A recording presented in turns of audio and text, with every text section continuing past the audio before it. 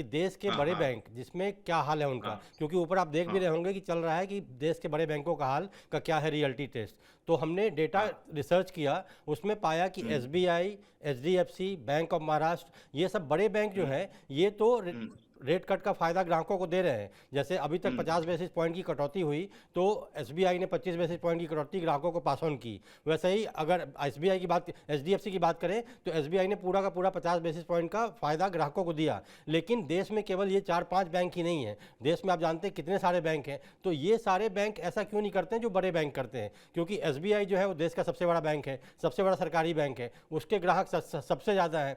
और चूंकि सर मेरा सवाल पूछने का ये भी था, क्योंकि हमारा जो व्यूअर्स है वो बिल्कुल ज़मीन से मतलब मास रीडर है, हम कोई प्रॉपर बिजनेस चैनल नहीं है, मतलब टीवी 9 भारतवर्ष एक मास मतलब अपीलिंग चैनल है, जिस तो हमारे जो रीडर्स हैं टीयर 2 टीयर 3 में ज़्यादा बैठे हुए हैं। तो कई सवाल ऐसे आए हमारे सोशल मीडिया पे भी, जिसमें हमसे ये पूछा गया कि ब्याज दरें तो आरबीआई घटा रहा है, लेकिन हमें इसका फ़ायदा कहाँ मिलता है, हमारा लोन तो वहीं का वहीं है। तो सर इसको ज़रा सिंप्लीफाई करके आप समझा सकते हैं सर? हाँ। तो जी। मनीष जी, बहुत रिलेवेंट क्वेश्चन है। अब जी। अगर आज से एग्जांपल आपको मैं उसको एक एग्जांपल के तरीके, एक उदाहरण देके समझाने की कोशिश करता हूँ। जी।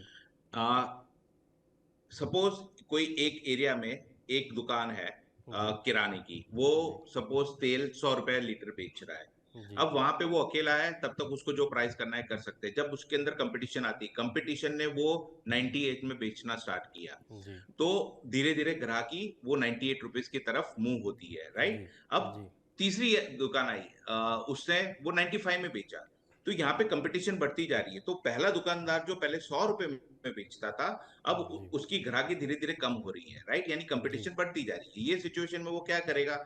100 रुपए वाला 95 करेगा, राइट, जी। बट वो तब करेगा जब उसके पास वो लिक्विडिटी होगी, राइट। जी। अब आज की डेट में क्या है, अगर आप बिजनेस एस्पेक्ट से देखें, जी। लोन के एस्पेक्ट से देखें, तो जब तक से आज मैं एक प्राइवेट बैंक हूं या एक जी। बड़ा बैंक हूं, बट मुझे ऐसा लग रहा है कि जो इंटरेस्ट रेट कम कर रहे हैं, राइट, जो भी जी। बैंक इंटरेस्ट रेट कम कर रहे हैं, जी। उससे मेरे बिजनेस पे ज्यादा इम्पैक्ट नहीं आ रहा है। जी। तो ये सिचुएशन में मैं क्या करूंगा? I will try to, like no, I will carry on with my stance. जो मेरा स्टैंस है, अभी मेरे को इंटरेस्ट रेट कम नहीं करना है, उस पर मैं कंटिन्यू जी। रहूंगा। सो ये एक एक रीजन है। आगे के दो रीजन जैसे मैंने आपको बताया वो भी है। बट यहाँ पे क्या है, नए, आप जो बोल रहे हो ना, नए बिजनेस की बात, तो जी। लिक्विडिटी भी एक फैक्टर में मायने रखती है। जी। अगर मेरे पास 100 रुपया है, मेरे को 100 रुपया देना है, और सामने वाला मेरे को 7 रुपए 7% पे लेने को तैयार है, जी। और आरबीआई ने वो रिड्यूस करके 6.5% किया, बट मुझे नहीं देना है, मेरे पास 100 ही रुपया है, मेरे जी। पास ज्यादा कैपिटल नहीं है, ये जी। सिचुएशन में भी वो लोग इंटरेस्ट रेट कम नहीं करेंगे और कंटिन्यू करेंगे। जी सर, लाजमी है कि बैंक अपना प्रॉफिट सबसे पहले देखेगी, और कोई भी बैंक हो तो अपना पहले प्रॉफिट मार्जिन देखेगी। उसको अगर लगेगा कि मेरा प्रॉफिट मार्जिन ठीक ठाक है, तभी वो कस्टमर को पास ऑन करती है। क्योंकि बैंक एक अग्री। कॉरपोरेट हाउस है, वो मतलब बैंक चलाने के लिए खर्चे भी बहुत हैं, बहुत सारे होते हैं। लेकिन सर आपको नहीं लगता कि एक आम आदमी या कोई सैलरी क्लास पकड़ लीजिए या कोई छोटा आम आदमी, मतलब जो बहुत मेहनत से पैसा कमाता है, क्योंकि बैंक चार्जेस के नाम पे तो बहुत सारे चार्जेस काटते हैं, ATM charges, penalty charges, cheque bounces charges, मतलब अनगिनत चार्जेस हैं। कई बार डेटा भी ऐसा देखा गया है कि कुछ बैंकों ने तो एक साल में 300-300 करोड़ रुपए केवल इन चार्जेस के नाम पे कमाए हैं। तो जब आप इतना कमाई कर रहे हो, ग्राहक, आपको मैं आसान भाषा के लिए ये बोलूँ कि मान लीजिए बिजनेस की आप बात कर रहे हैं, तो कोई भी बिजनेसमैन तभी प्रॉफिट में रह सकता है ना जब उसका कस्टमर हैप्पी हो। तो कस्टमर्स को हैप्पी करना तो सबसे बड़ी प्रायोरिटी होनी चाहिए, आई थिंक। नहीं, अग्रीड। जी। मनीष जी, यहाँ पे जो मेरा चौथा पॉइंट था ना, वो आंसर दे रहा था। मैं आपको चौथे पॉइंट पे जी। ही जी। उसमें कवर करता हूँ। जी। हर लोन, जब भी कोई बैंक लोन इशू करता है, तो जी। वो उसके साथ उसका जो बेंचमार्क होता है वो जी। अलग अलग होता है। से example, broadly Indian banking industry में तीन टाइप के बेंचमार्क फॉलो होते हैं जी। लोन के लिए। एक जी। होता है रेपो लिंक लेंडिंग रेट, दूसरा जी। होता है मार्जिन कॉस्ट लेंडिंग रेट, और तीसरा एमसीएलआर। होता है retail prime lending rate, right. जी। ये तीन तरह के लेंडिंग रेट होता है, उसके सामने इशू होते हैं लोन्स, जी। राइट। अब सपोज अगर हम बात करें, पहला पॉइंट है रेपो लिंक लेंडिंग रेट। जी। ये क्या है? अगर ये सीधा सीधा बेंचमार्क रेपो रेट के साथ लिंक्ड है। अब जी। यहाँ पे क्या होगा, अगर आरबीआई ने रेट कटौती करी, राइट, तो उसका तुरंत असर उसके लोन पे दिखेगा, जी। राइट। उसका benchmark repo link landing rate है। जी अब ये ज्यादातर आप देखोगे नए होम लोन में, ज्यादा हाउसिंग लोन जब भी जी नए लेते हैं लोग, तो ज्यादातर रेपो लिंक लैंडिंग रेट के साथ जुड़े होते हैं। जी यहाँ पे जो भी रेपो रेट में बदलाव आता है वो तुरंत उनको पास ऑन होता है। अब जी दूसरा जो मैं बता रहा था वो है मार्जिन कॉस्ट लैंडिंग रेट। जी अब ये अगर आप जो लोन लिया है उसका benchmark margin cost lending rate है, तो जी यहाँ पे क्या होगा, उसका पास ऑन धीरे, अब पहले मैं ये समझा देता हूँ मार्जिन कॉस्ट लेंडिंग रेट क्या होता है। जी मार्जिन कॉस्ट लेंडिंग रेट अगर मैं आसान भाषा में समझाऊं, तो बैंक जो लोन लेती है, जैसे मैंने आपको शुरुआत में बताया कि बैंक को जब पैसे की जरूरत होती है तो वो आरबीआई से या कॉर्पोरेट से लेती है, राइट।